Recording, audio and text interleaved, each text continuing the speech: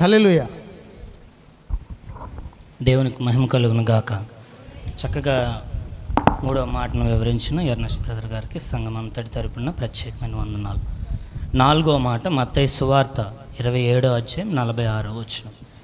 ఏలి ఏలి లామా సబక్తాని అనే మాటకు అర్థం నా దేవా నా దేవా నన్నేలా చేయి విడిచితివి అనే మాట. అది నేనే వివరిస్తానండి.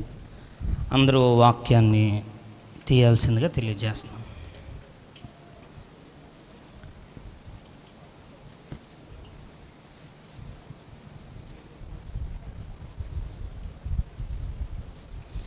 ఈ వాక్యాన్ని ధ్యానిస్తూ ఉండగా శిలువలో యేసు ప్రభు పలికిన 3 మాటలు మనం ఇప్పటి వరకు నేర్చుకున్నాం. 4వ మాటలో యేసు ప్రభు ఆయన విడనాడబడిన వాడిగా శిలువలో వేలాడుతూ తండ్రికి మొరపెడుతున్న సందర్భం, తండ్రిని వేడుకుంటున్న సందర్భాన్ని మనం చూస్తాం. అప్పటికి యేసు ప్రభు వారు శిలువ వేయబడి చాలా సమయం అయింది. ఆయన ఇంకా కొంతసేపట్లో చనిపోతారు అనగా ఆయన పలికిన మాట. యెషయా గ్రంథం 53వ అధ్యాయంలో దైవజనులు చదివించినప్పుడు మనం వాక్యంలో చూసాం. ఆయన ఏ పాపము చేయలేదు, ఆయన ఏ దోషము చేయలేదు. మన యొక్క పాపములు ఆయన మీద మోపబడ్డాయి. మన నిమిత్తం ఆయన శిక్షకు కారకుడుగా ఎంచబడ్డాడు అని యెషయా గ్రంథం 53వ అధ్యాయంలో మనం చూసాం. ప్రియులారా, మనం గమనిస్తే వాస్తవానికి యేసు ప్రభు అనేక మార్లు ఆయన వర్తమానాలు ప్రకటించినప్పుడు ఆయనకు ఎదురైన చాలా సందర్భాల్లో ఆయనకు ఎదురైన వ్యతిరేకమైన పరిస్థితుల్లో పరిసయ్యులు, సద్దుకాయులు, శాస్త్రులు వీరు ఆయనను పాపిగా, దోషిగా, ఒక నిందకు కారకుడిగా చేయాలని ఎన్నో మార్లు ప్రయత్నించిన ఎక్కడ కూడా యేసు ప్రభువును ఒక పాపిగా, దోషిగా వారు నిరూపించలేకపోయారన్నమాట. అందుకే యేసు ప్రభువు కూడా ఏమంటారంటే నాలో పాపం ఉందని మీరు నిరూపించగలరని ఎంతో ఛాలెంజింగ్గా మాట్లాడిన మాట కూడా మనకి కనిపిస్తుంది. అయితే ఆయన పాపిగా, దోషిగా ఎంచబడింది ఎవరి కోసమనంటే మనందరి కోసం, మన రక్షణ కోసం, మనందరి విమోచన కోసం ఆయన పాపిగా, దోషిగా ఎంచబడ్డారు. అదే వాక్యం మనకి సెలవిస్తూ ఉంది. ఆయన 40 కొరడా దెబ్బలు పొందినట్లుగా, ముఖం మీద ఉమ్ములు వేయబడినట్లుగా, పిడిగుద్దులు గుద్దింపబడినట్లుగా, ఈడ్చబడిన వాడిగా, దూషింపబడిన వాడిగా యేసు ప్రభు మనకు కనిపిస్తారు. వస్త్రం కూడా శరీరం మీద లేనంత పరిస్థితుల్లోనికి చుట్టూ ఉన్నవారు ఆయన్ని తీసుకెళ్ళిపోయారు. ఆ సిలువ మీద నిలబడినప్పుడు కనీసం ఆయన కొరకు బాధ్యత తీసుకునేవారు ఎవరు? ఆయన తన తల్లి కొరకు బాధ్యత తీసుకున్నారు, కానీ యేసు ప్రభు కొరకు బాధ్యత తీసుకునేవారు ఎవరు మనకు అక్కడ కనిపించరు. వాస్తవానికి యేసు ప్రభు వారు ఇలాంటి పరిస్థితే, ఆయన సిలువ వేయకబడక ముందే ఇలాంటి పరిస్థితుల్లో రక్తమ కారణంతుగా ఆయన ఏడ్చిన సందర్భం పరిశుద్ధ గ్రంథంలో మనకు కనిపిస్తుంది. లోకా సువార్త 22వ అధ్యాయం 39వ వచనం ఎవరైనా ఒకరు చదివి వినిపించాల్సిందిగా తెలియజేస్తున్నాను.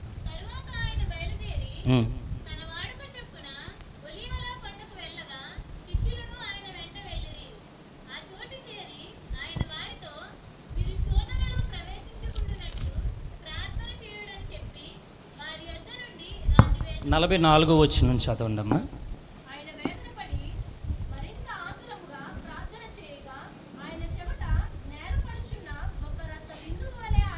చాలండి. చూడండి, అక్కడ మనం చూస్తున్నాం యేసు ప్రభు ఆయన అప్పగింపబడే ముందు ఆయన ఉలివల కొండకు వెళ్ళి తన శిష్యులతో ప్రార్థిస్తూ రక్తము కారునంతగా, చెమట సైతము రక్తము కారునంతగా ఆయన ప్రార్థించినట్లుగా మనం చూస్తున్నాం. వాస్తవానికి చెమట రక్తములా రావాలని అంటే ఆయన ఎంత ఒత్తిడిని ఆ సందర్భంలో అనుభవించి ఉంటారో మనం చూస్తాం. అక్కడ పై వచనం మనం చూస్తే పరలోకం నుండి దేవదూత వచ్చి ఆయనను బలపరిచెను అనే మాట మనకు కనిపిస్తుంది.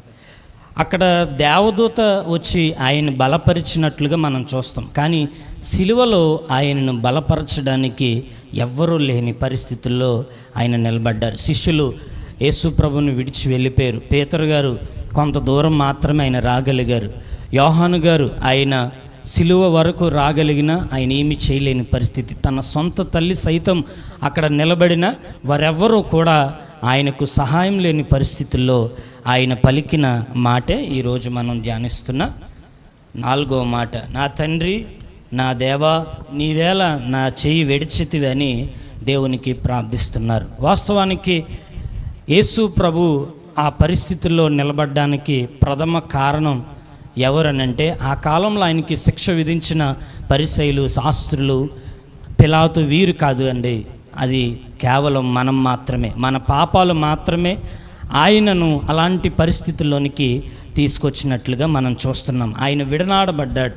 ఆయన ఎంత శ్రమను అనుభవించాడనంటే, సిలువ మోస్తూ ఎన్నో మార్లు ఆయన పడిపోతూ ఉండగా సీమోను అనే వ్యక్తిని, ఆయన సిలువ వేసే వరకు కూడా బ్రతుకుంటాడో లేదో, వారు యేసు ప్రభువుని ఖచ్చితంగా సిలువ మీద వేలాడదీయాలన్న ఆ కోపంతోనూ ఏం చేశారనంటే, ఒక వ్యక్తిని తీసుకొచ్చి ఈయన సిలువ కపాలం అనే కొండ వరకు వెళ్ళే వరకు కూడా ఈయన బ్రతుకుతాడో లేదో అని ఒక వ్యక్తిని తీసుకొచ్చి, సీమోను అనే వ్యక్తిని తీసుకొచ్చి ఆ సిలువ మోయడానికి కూడా మధ్యకు తీసుకొచ్చిన సందర్భాలు మనకి కనిపిస్తాయి. ప్రియులరా, ఈ పరిస్థితులన్నిటిలోనూ మనం ధ్యానిస్తూ ఉండగా యేసు ప్రభు ఇన్ని శ్రమలు అనుభవించింది మన కోసమే.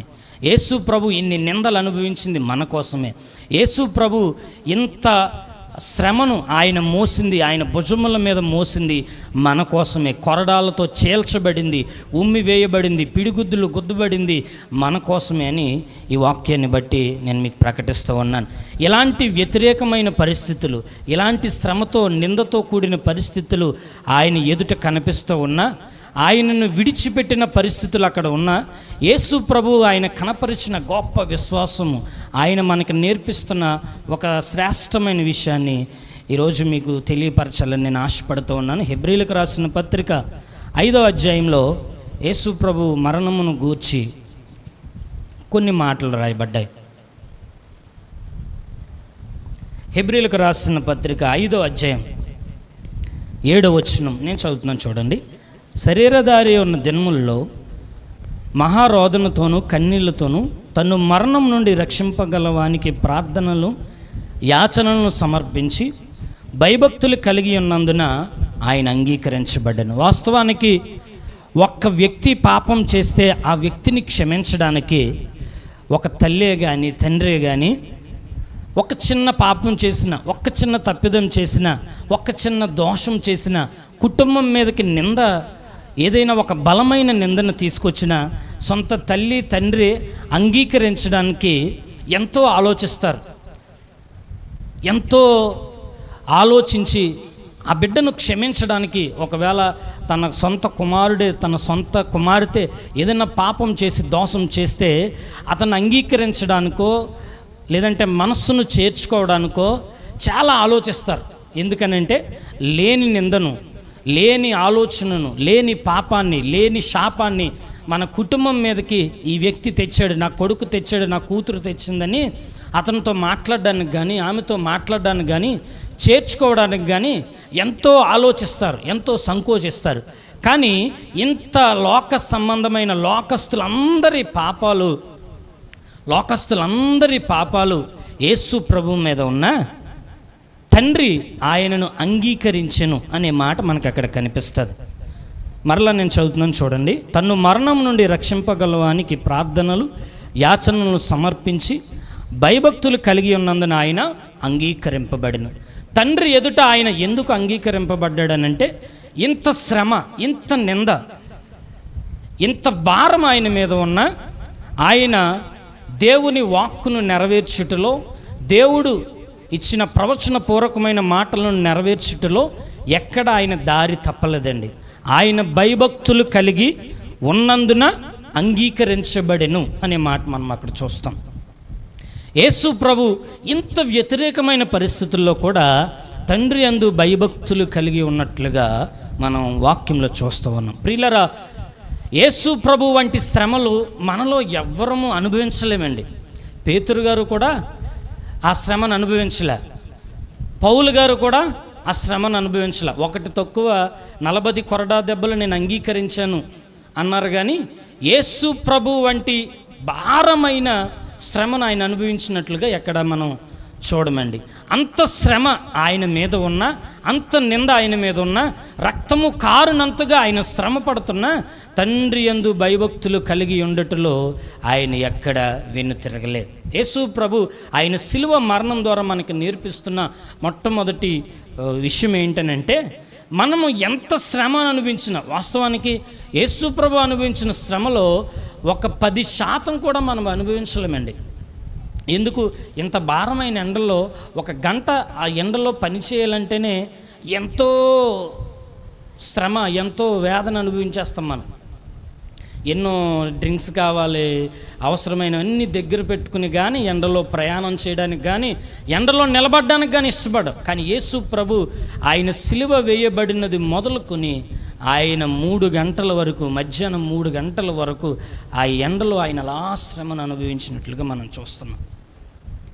ఇంత శ్రమలో కూడా, ఇంత పరిస్థితులు ఆయనకి ఎదురవుతాయని తెలిసి కూడా, తండ్రి నీ చిత్తమైతే ఈ గిన్నెను నా యుద్ధ నుండి తొలగించు అని వేడుకుని మరలా ఆయన ఏమంటున్నారో తెలుసా? అయినా నీ ఇష్టమైతే దానినే జరిగించు ప్రభు అని దేవుని యందు భయభక్తులు కలిగి ఉండడం మనం చూస్తున్నాం. మనము కూడా మనకు ఎదురవుతున్న శ్రమల్లో, నిందల్లో, విడనాడబడిన పరిస్థితులు మనకి కూడా ఎదురవుతాయండి.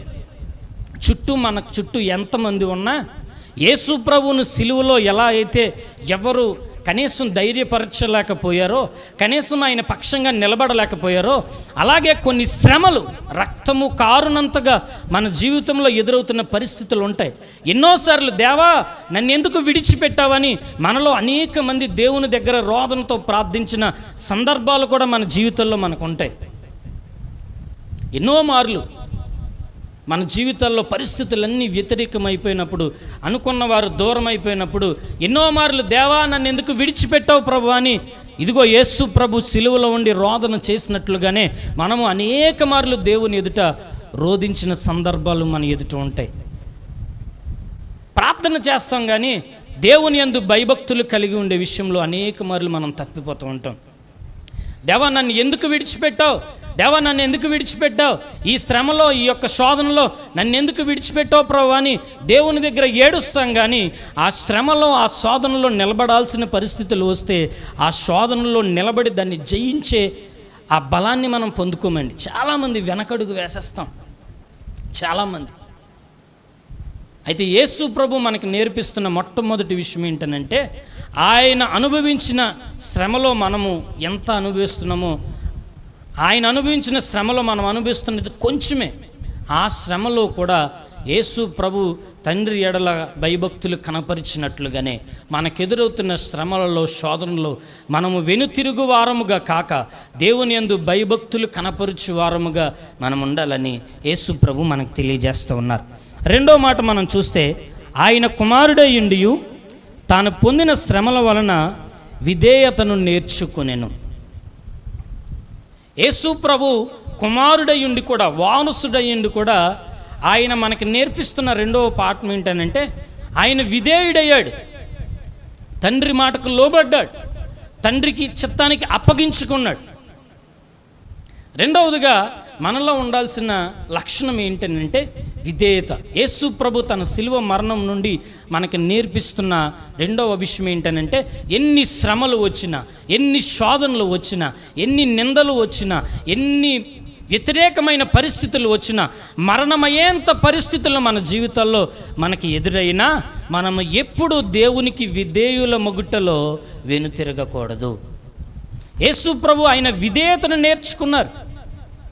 అదే మనకి ఇక్కడ తెలియజేస్తూ ఉన్నారు. మొట్టమొదటిగా ఎంత వ్యతిరేకమైన పరిస్థితులు వచ్చినా, విడనాడబడిన పరిస్థితులు వచ్చినా మనము దేవుని యందు భయభక్తులు కలిగి ఉండటంలో ఖచ్చితంగా మనం నిలిచి ఉండాలి. రెండవదిగా విధేయతను నేర్చుకోవాలి. శ్రమల వలన మనము అవిధేయులం అవ్వకూడదండి. ఏమవ్వాలనంటే విధేయులం అవ్వాలి. మరింత దేవునికి దగ్గర అవ్వాలి, మరింత దేవునికి లోబడాలి, మరింత దేవునికి లొంగిపోవాలి, ప్రభా ఈ పరిస్థితుల్లో నీ చిత్తానికి అప్పగించుకుంటున్నాను ప్రభా అని దేవునికి మనం అప్పగించుకున్నప్పుడు ఆ పరిస్థితులన్నిటినీ జయించే కృప దేవుడు మనకి ఆయన అనుగ్రహిస్తారు. మూడవ విషయం మనం చూస్తే 9వ వచనం, మరియు ఆయన సంపూర్ణ సిద్ధి పొందినవాడై మెల్కీసెదెకు యొక్క క్రమంలో చేరిన ప్రధాన యాజకుడని దేవుని చేత పిలువబడి తనకు విధేయులైన వారందరికీ నిత్య రక్షణకు కారకుడాయను. మూడవదిగా ఆయన రక్షణకు కారకుడయ్యాడు. ఈరోజు మనం ఎలా నిలబడి దేవుణ్ణి ఆరాధిస్తున్నామని అంటే, ఈరోజు మనం ఎలా నిలబడి స్వేచ్ఛగా దేవుని సన్నిధికి వచ్చి తండ్రి అని మనం పిలుస్తున్నామనంటే, మన పాపములన్నిటినీ భరించిన వాడు ఒకడున్నాడు. ఆయన ఈరోజు మనం ఆరాధిస్తున్న మన ప్రభువును రక్షకుడునైన యేసుక్రీస్తు. ఈరోజు నువ్వు నేను మనమందరము అనుభవిస్తున్న రక్షణ, ఈ ప్రపంచ దేశాలు అనుభవిస్తున్న రక్షణ యేసు ప్రభు మనకు అనుగ్రహించింది. ఆయన సిలువ మరణము ద్వారా, ఆయన కార్చిన రక్తము ద్వారా, ఆయన సిలువలో పొందిన దెబ్బల ద్వారా మనము దానిని స్వతంత్రించుకున్నాం. ఆయన కృప వలన మాత్రమే, ఆయన మన మీద చూపిన ప్రేమ వలన మాత్రమే, మన శక్తిని బట్టో, మన భక్తిని బట్టో, మన ప్రార్థనను బట్టో ఈ రక్షణ మనం అనుభవించట్లేదండి. ఈ కృప మనం అనుభవించట్లే, కేవలం ఆయన సిలువలో కాచిన రక్తము వలన. దేవునికి మహిమ కలుగును గాక. హల్లెలూయా. యేసు ప్రభు ఈ ప్రపంచమంతటికి రక్షణకు కారకుడయ్యాడు. కనుక యేసు ప్రభు సిలువ మరణంలో ఆయన పరిస్థితులు వ్యతిరేకమైన విడనాడబడిన వాడైనా ఆయన ఎక్కడ తండ్రి యందు భయభక్తులు కలిగి ఉండుటలో వెనుతిరగలేదు. ఆయన దేవుడిచ్చిన ప్రతి వాగ్దానమును నెరవేర్చుటకు ఆయన సంసిద్ధుడయ్యాడు. రెండవదిగా ఆయన దేవునికి విధేయుడయ్యాడు.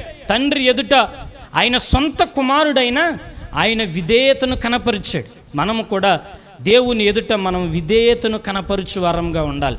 అవిధేయులం అవ్వకూడదండి. పరిస్థితులు వ్యతిరేకమైపోయినప్పుడు అవిధేయులం అవ్వకూడదు, వెనతరిగకూడదు. దేవుని యందు విధేయత చూపుటలో మాట మనము నిలుపుకోవాలి, మాట తప్పకూడదండి. యేసు ప్రభు ఆయన విధేయుడయ్యాడు. మూడవదిగా ప్రపంచ రక్షణకు కారకుడయ్యాడు. మనము కూడా యేసు ప్రభు అనుగ్రహించిన ఈ రక్షణను అనుభవిస్తున్న మనము కూడా మన కుటుంబస్తులకు, మన సంఘానికి, మన వీధి వారికి, అనేకులకు రక్షణకు కారకులుగా మారాలి. మనము కొంతమందిని దేవుని వైపు ఆకర్షించాలి, కొంతమందిని దేవుని వైపు నడిపించాలి. అలాంటి కృప చేత, అలాంటి మహిమ చేత ప్రభు మనల్ని నింపాలని ఈ మాటలు తెలియజేస్తున్న మాటలు ముగిస్తూ ఉన్నాను. యేసు ప్రభు అట్టి కృపను మనకు దయచేయను గాక. ప్రార్థన చేద్దాం. ప్రేమ కలిగిన తండ్రి, కృప కలిగిన ప్రభువా, మీరు సిలువలో పలికిన 4వ మాటను ధ్యానించుటకు మీరు ఇచ్చిన కృపకై స్తోత్రాలు. ఈ అల్పుడును అయోగ్యుడను నిలబెట్టుకుని మీరు మాట్లాడిన ప్రతి మాటను బట్టి స్తోత్రాలు. అయ్యా, మా జీవితంలో ఎలాంటి శ్రమలు ఎదురైనా ప్రభువా, నీ యందు భయభక్తులు కలిగి ఉండుటలో, విధేయుల మగుటలో అనేకులకు రక్షణకు కారణమగునట్లుగా మా జీవితాలను మహిమకరంగా మార్చమని నాయనా నీకు స్తోత్రాలు చెల్లిస్తూ ప్రభువా, ఈ వాక్కుని నీ పాదాల దగ్గర పెట్టి నీ నామమును గణపరుస్తూ యేసు నామములో ప్రార్థన అడుగుచున్నాం తండ్రి. ఆమేన్. 5వ మాట,